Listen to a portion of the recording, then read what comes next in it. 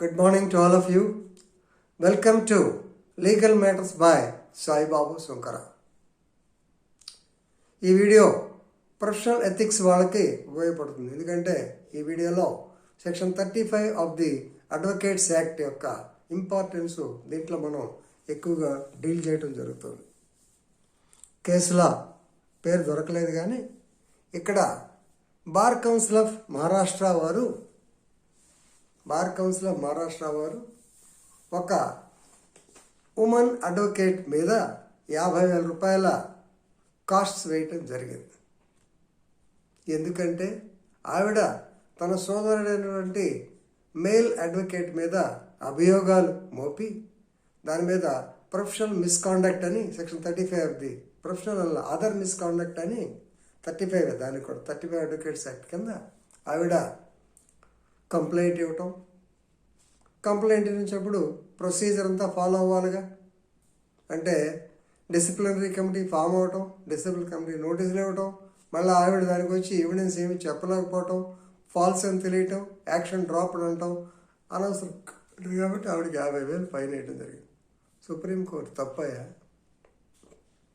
50,000 ఎందుకు?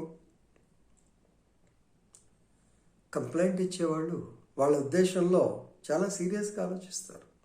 ఏమీ లేకపోయినా ఏదో అన్యాయం జరిగింది అనుకుంటారు. ఉందో లేదో తేల్చండి, లేనప్పుడు తీసేయండి, అంతేగా నాకు 50,000 రూపాయలు ఫైన్ ఏంటి అని సుప్రీంకోర్టు యాక్చువల్గా అది కరెక్ట్ కాదని చెప్పి బార్ కౌన్సిల్ని చెప్పింది.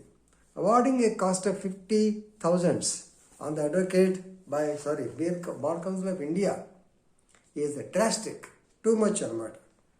జస్టిస్ అభయ్ శ్రీనివాస్ ఓఖా అండ్ ఉజ్వల్ భుయాన్ వీరిద్దరూ they have given stay orders on the orders of the BCI. Right? So ఇక్కడ కంప్లైనెంట్ అక్యూజర్ అనాలా లేకపోతే మనకి ప్రొఫెషనల్ మిస్కాండక్ట్ చేసినటువంటి advocate, both of them are sister and brother. ఈవిడ కంప్లైంట్ ఏంటంటే the brother advocate is harassing her by sending or by writing emails in derogatory and objectionable way. ఇది sisters and brothers వీళ్ళిద్దరూ చిన్నపిల్లలప్పుడు కొట్టుకుంటారు కానీ తర్వాత definitely they will be so much affectionate. But somehow వీళ్ళిద్దరి మధ్య ఏమొచ్చిందో తెలియదు కానీ మా అన్నయ్య నా మీద డెరాగేటరీ ఈమెయిల్స్ పంపిస్తున్నాడు, drafting is also very very bad, దానివల్ల నాకు పరుగు పోతుంది, డెఫమేటరీగా ఉంది, as a professional you should have done it, you should not have done it అని చెప్పి ఆవిడ కంప్లైంట్ ఇవ్వటం.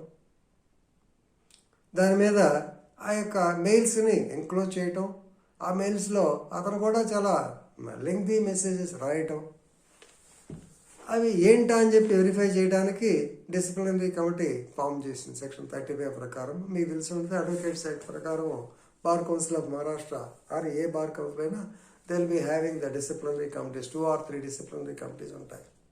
ఈ డిసిప్లినరీ కమిటీలో ఒక సీనియర్ అడ్వకేటు, 2 జూనియర్ అడ్వకేట్స్ ఉంటారు. వారు ఈ విషయమై ఎంక్వైరీ చేయాలి. పైకి ఈమెయిల్స్ అంటే సైబర్ లా తెలిసి ఉండాలి. ఆ తర్వాత వారు మామూలుగా సివిల్ ప్రొసీజర్ కోడ్ ప్రకారం అంటే మామూలుగా స్టేట్మెంట్ తీసుకోవటం, ఎఫిడవిట్ తీసుకోవటం, ఈ ప్రొసీజర్ అంతా కంప్యూటర్ ఉంటే కంప్యూటర్ని ప్రొడ్యూస్ చేసుకోవడం, ఈ మొత్తం చేసి తేల్చారు. కానీ she's not able to give cogent evidence. ఇక్కడ ఇంకో పాయింట్ మనం మర్చిపోతానేమో, దీన్ని ప్రొఫెషనల్ మిస్కాండక్ట్ కింద తీసుకోవాలి.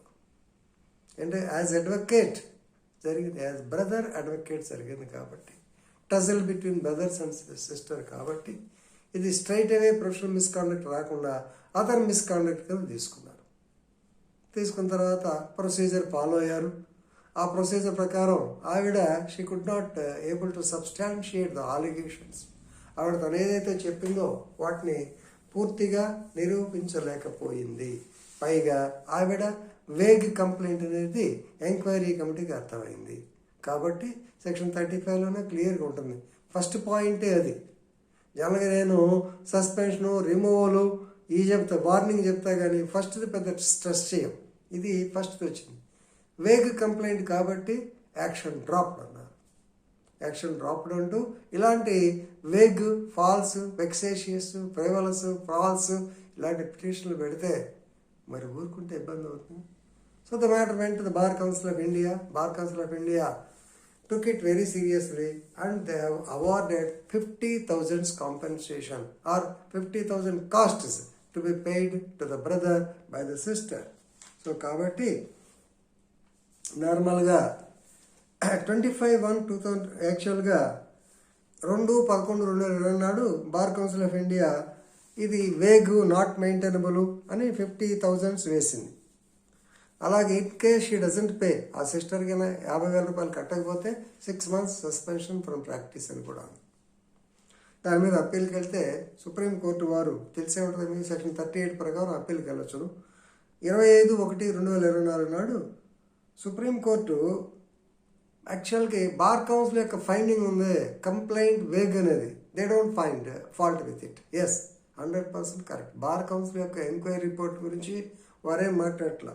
కాకపోతే ఏంటంటే 50,000 ఈజ్ డ్రాస్టిక్, ఇంత మరీ అన్యాయం అని చెప్పి అన్నారు. కాబట్టి సుప్రీంకోర్టు చాలా జాగ్రత్తగా ఆలోచించి చెప్పారు. ఇలాంటి ఎథిక్స్ స్టూడెంట్స్ అంతా తెలుసుకోవాలనే ఉద్దేశంతో వీడియో చేస్తున్నాను. ఇందరితో ముగిస్తున్నాను. ధన్యవాదాలు.